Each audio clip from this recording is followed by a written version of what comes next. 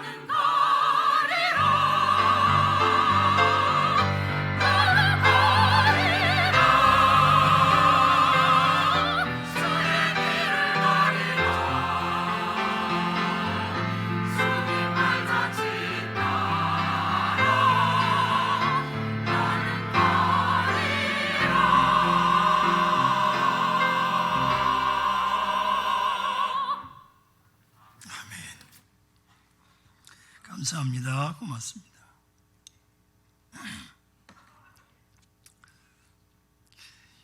오늘 성경 저자가 아모스 선지자인데요, 아모스 선지자가 활동하던 주전 8세기, 즉 예수님 오시기 전 800년 전 얘기죠. 이스라엘이 상당한 번영을 누리고 있던 시기입니다.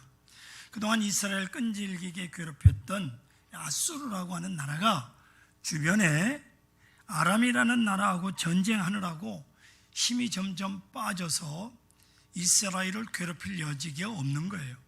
이때를 놓치지 않고 이스라엘은 주변에 있는 나라들을 공격해서 점령하였고 이스라엘 민족은 다시 한번 전성기를 맞이하게 된 겁니다.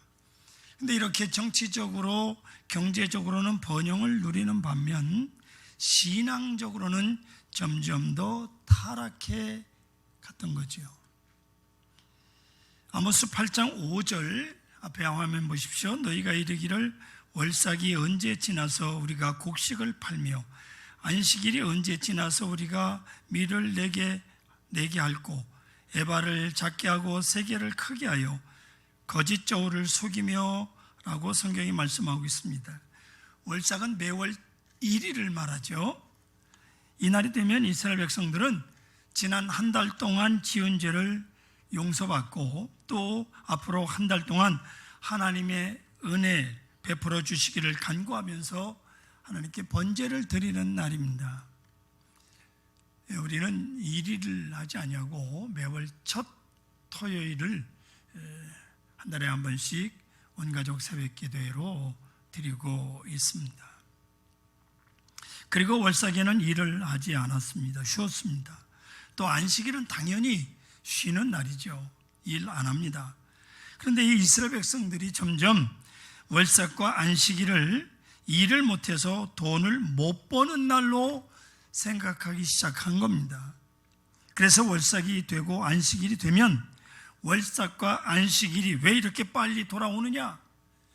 옛날 어른들 없는 집에 뭐 제사, 뻑하면 제사가 돌아온다라고 그렇게 말씀하시던 거하고 같아요. 예?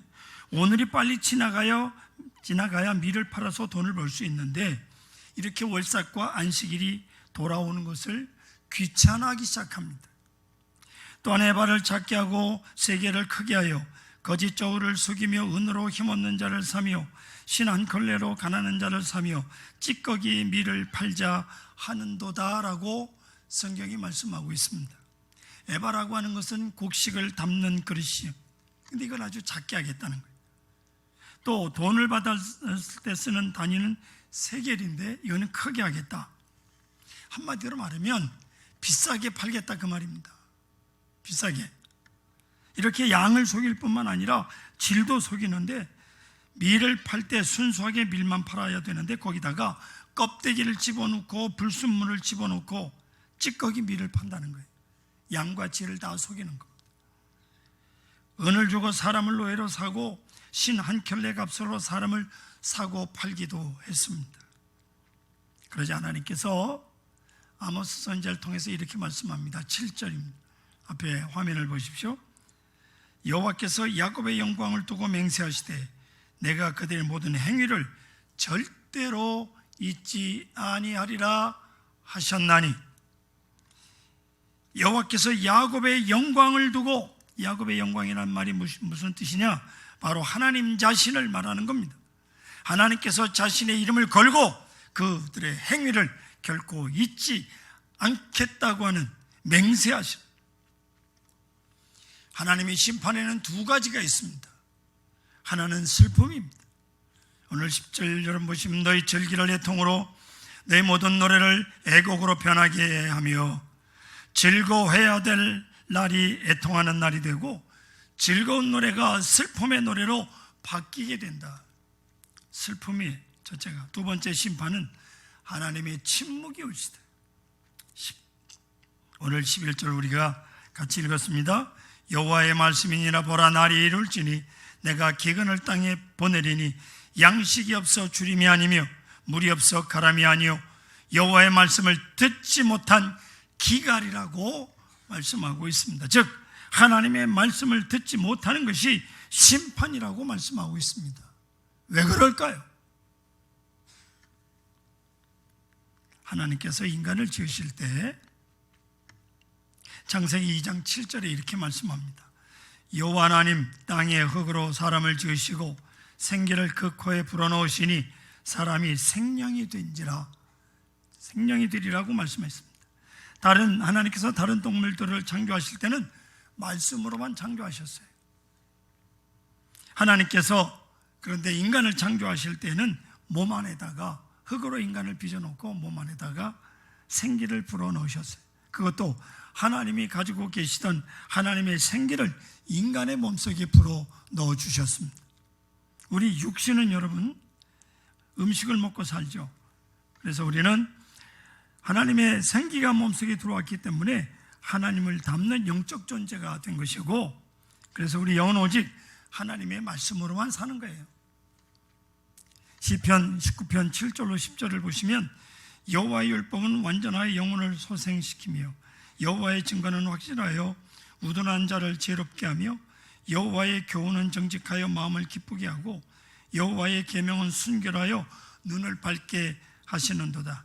여호와를 경외하는 도는 정결하여 영혼까지 이루고 여호와의 법도 진실하여 다 의로우니 금 곧 많은 순금보다 더 사모할 것이며 꿀과 송이꿀보다 더 달도다.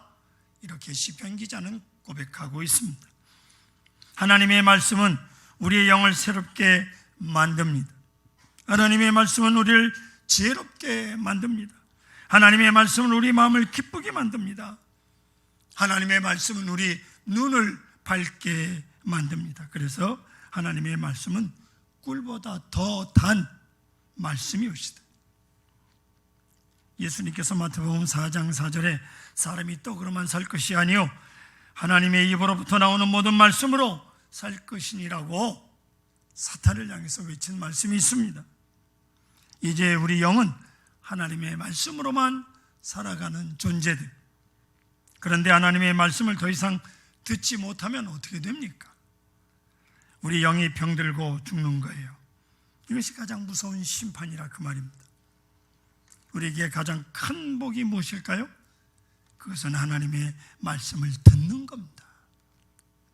그런데 우리는 무엇을 구하며 지금까지 살고 있습니까? 우리 육신을 위해서 먹을 것과 마실 것을 구하는 만큼 하나님의 말씀을 간절히 여러분 구하고 계십니까? 우리 육신은 하루만 굶어도 온통 생각이 먹을 것뿐이잖아요. 그런데 하나님의 말씀에 대해서는 어떻습니까? 하나님의 말씀을 듣지 못함으로 인한 기갈이 우리에게 있습니까? 하루만 하나님의 말씀을 듣지 못해도 죽을 것 같은 마음이 여러분 드십니까?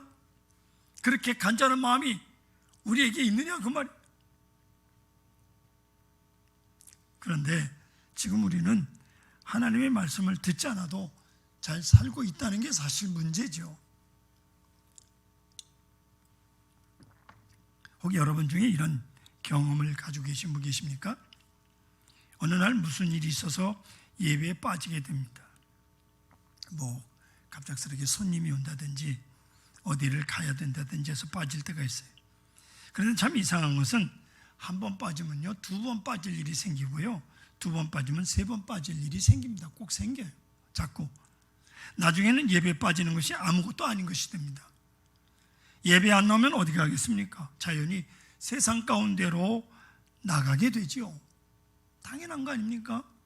성도 여러분, 분명히 아셔야 할 것은 이것이 바로 사탄의 계략입니다. 아예 처음부터 교회 나가지 말자 이렇게 하는 것이 아니라 한 번만, 2번만 그러다가 점점 멀어지게 만드는 것이 사탄의 계략이라 말입니다. 그런데 이렇게 교회를 멀리하면 하나님의 말씀도 당연히 멀어지게 되는 거죠. 이런 분이 있습니까? 나는 교회는 안 나가도 성경은 열심히 읽어. 이런 말은 없습니다. 절대로 없어요. 이 말은 마치 학생이 나는 학교에 안 가도 공부는 열심히 해. 그런 말과 같습니다. 학교 안 가는 놈이 무슨 공부를 열심히 해요? 뭔 공부를 해요? 세상 공부하나? 교회를 떠나면 하나님의 말씀을 떠나는 거예요. 그 다음부터는 한 달, 2달, 심지어 몇 년씩 하나님의 말씀을 듣지 않아도 잘 살게 되지요. 그것은 말씀에 대한 기갈이 없기 때문입니다. 말씀에 대한 간절함이 없어졌기 때문에 그래요. 요즘 한국 교회가 병들어가고 있고 병들어 있습니다. 예전에는 교회 다닌다고 하면 주일날 낮 예배는 물론이고 오후 예배, 수요일 저녁, 금요 구역 예배, 금요 기도회 참석하는 게 당연한 일로 여겼어요. 근데 점점 금요 기도회나 수요일 저녁 예배 참석 인원이 줄어들기 시작합니다.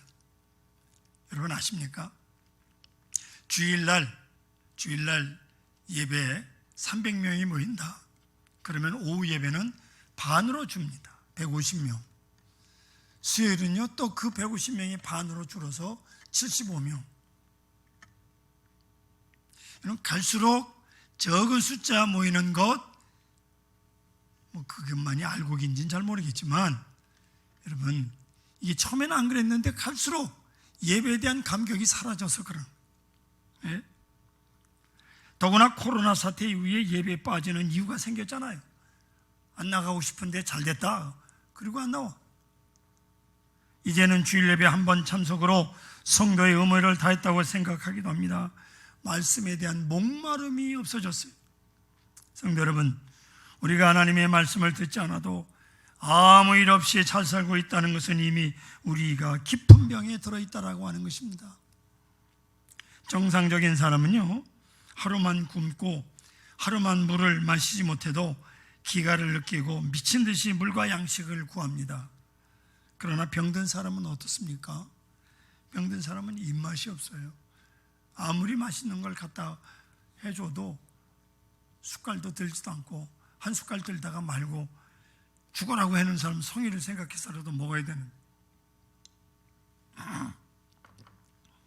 이와 같이 우리가 하나님의 말씀을 듣지 않아도 잘 살고 있다라고 하는 것은 우리 영혼이 이미 깊이 병들어 있다는 뜻입니다. 점점 마음이 황폐해져 갑니다. 마음속에 염려와 근심이 쌓여갑니다. 죄를 지으면서도 그것이 죄라고 생각하지 못하게 됩니다. 그건 영이 죽어가고 있기 때문이죠. 하나님의 말씀이 들리지 않는 것, 이것만큼 무서운 것이 없습니다. 모세가 10계명을 받으러 산에 올라가서 40일 동안 있었어요. 40일을 보내는 동안 이스라엘 백성들에게는 하나님의 말씀이 40일간 들려지질 않았습니다. 모세가 없으니 하나님 말씀을 전할 사람도 없는 거죠. 그러자 이스라엘 백성들은 곧바로 타락해버렸습니다. 금송아지 앞에서 먹고 마시고 뛰놀았어요. 마찬가지로 여러분, 하나님의 말씀이 들리지 않는 사람은 당연히 세상으로 나가게 되어 있습니다. 이것이 하나님의 심판이에요. 또한 사람들마다 얼마나 개성이 강한지 모두가 자기들이 취향대로 믿음 생활을 하고 있는 것을 보게 됩니다. 하나님의 말씀을 듣는 것에 관심이 있는 것이 아니라 오직 자기에게만 관심이 많아. 그래서 교회를 정할 때도 찬양을 좋아하는 사람은 찬양을 많이 하는 교회를 찾고요, 기도하기를 좋아하는 사람은 기도 소리가 요란한 교회를 찾고요, 교제하기를 좋아하는 사람은 교인들 사이에 끈끈한 정을 나누는 교회를 찾고요, 사회 사업을 좋아하는 사람, 다양한 복지 사업을 펼치는 교회를 찾습니다. 이런 교회가 구제 사업하는 데가 아니에요. 그게 목적이 아닙니다. 때때로 보면 어떤, 왜 이렇게 교회 구제 사업에 예산이 적으냐고 그래요. 그 잘못 알고 있는 겁니다. 그들이 생각하는 좋은 교회란 자기가 좋아하는 프로그램을 잘하는 교회, 그래서 거기서 만족을 찾고 믿음 생활을 잘하고 있다고 생각을. 그러나 정작 하나님 말씀에는 관심이 없어요. 제일 중요한 건, 이런 사람은 하나님의 말씀을 듣는다고 해도 자기 좋은 말만 찾아서 들어요. 하나님 말씀에 내 생각을 맞추는 것이 아니라 내 생각에 하나님의 말씀을 맞추려고 합니다. 그래서 내 생각과 같은 하나님의 말씀을 찾아다닌다 그 말이에요. 마찬가지로 여러분, 하나님의 말씀을 편식하지 말아야 됩니다. 그런데 많은 사람들이 하나님의 말씀을 구한다고 하면서도 자기 귀에 즐거운 말씀을 찾아 구하는 거예요. 이게 편식이에요. 요즘 미국에서는 죄나 그리스도의 보혈에 관한 어떤 찬양도 부르지 않는 교회가 늘어나고 있다고 그래요. 그런 찬양이 교회 온 사람들에게 불쾌하게 만들 수 있기 때문에 죄나 보혈에 대한 찬양을 안 한다는 거예요. 더군다나 말씀도 죄와 회개에 대한 말씀이 사라지고 오직 번영과 축복에 대한 말씀만 설교한다는 거예요. 죄 지은 사람에게 죄 졌다고 야단을 쳐야 되는데 강단에서 그냥 무조건 넌 죄를 앉혀놓고 번영과 축복만 설교를 하고 있다는 거예요. 동성애는 성소수자라는 이름으로 보호받아야 될 대상이라고, 이것이 성경이 가르치는 것이라고 설교하는 교회가 있다는 거예요. 이렇게 자기 귀에 듣기 좋은 말씀만 찾아다니는 것 역시 말씀의 기근이요, 편식하지 마세요. 넌 말씀의 기근이란 말은 말씀을 듣기는 듣는데 그 말씀이 믿어지지 않는 것, 이거 역시 기근이요. 남태평양에 피지라는 작은 섬나라가 있습니다.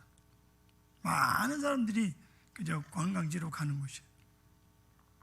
그런데 그런 섬나라인데요, 생선값이 엄청나게 비싸대요.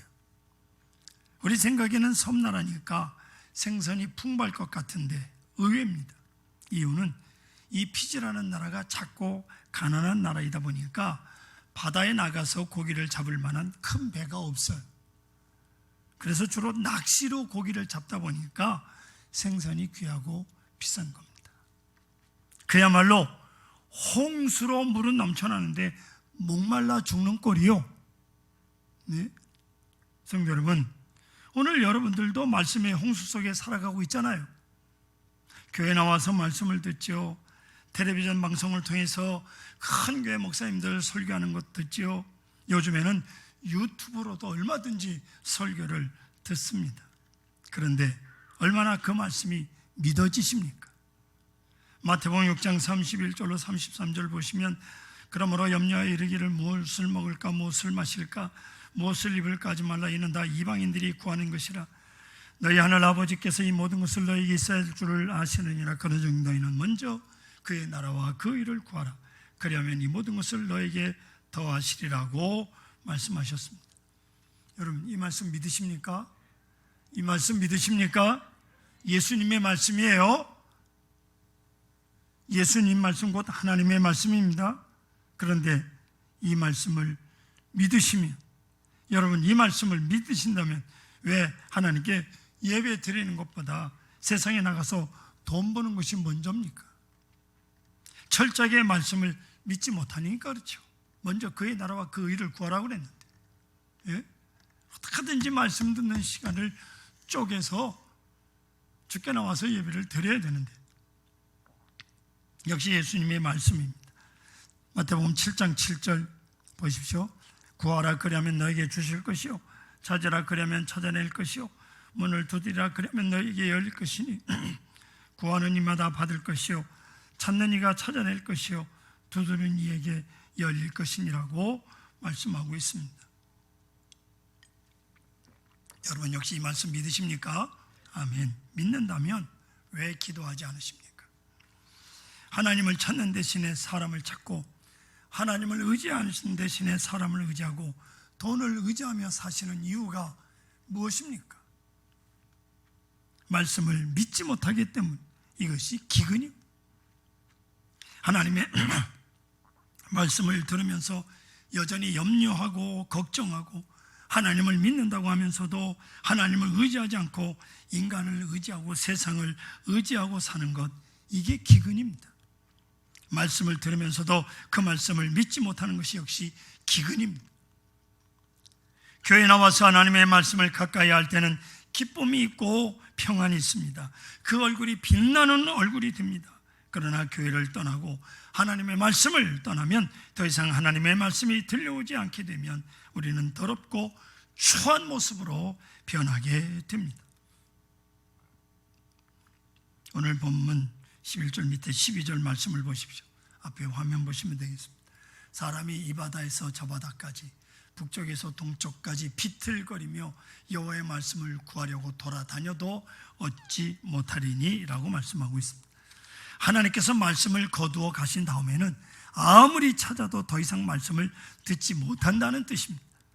마치 기회가 있을 때, 아직 기회가 있을 때, 하나님의 말씀을 들을 기회가 있을 때 하나님의 말씀을 듣기를 힘쓰십시오. 말씀 속에 놀라운 능력이 있습니다. 하나님께서 천지를 창조하실 때 빛이 있으라 하시니 빛이 있었다고 말씀합니다. 예수님께서 나사로에 일어나라 말씀하실 때 죽은 나사로가 일어났습니다. 나병 환자에게 내가 원하니 깨끗함을 받으라 하실 때 나병이 깨끗하게 나왔어요. 말씀에 놀라운 하나님의 능력이 있다 그 말입니다. 믿으세요. 할렐루야.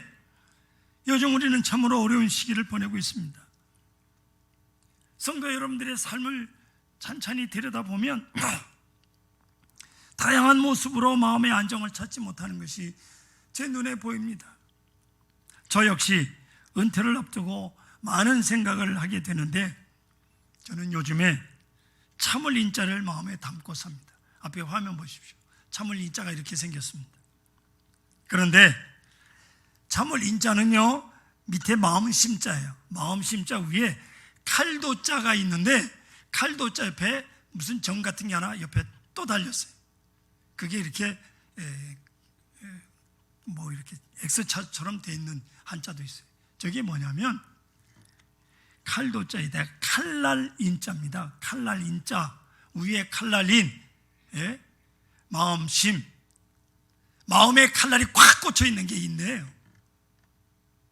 제 마음속에 하나님의 칼날, 말씀의 칼날이 꽉 박혀서 오로지 말씀으로 내 마음을 죽이고 주님의 사랑으로 모든 것을 사랑하는 마음으로 사랑하고 그를 위해서 기도하고 있습니다. 마음에 칼날이 꽂혀 있는 것, 마음을 죽이는 것, 그것이 진정한 참을 인자예요. 이게 우리 그리스도인들이 가져야 될 신앙의 덕목입니다. 사랑하는 성도 여러분, 하나님의 말씀은 곧 능력입니다. 말씀을 들을 기회를 놓치지 마십시오. 하나님의 말씀을 읽는 시간을 귀하게 여기시기 바랍니다.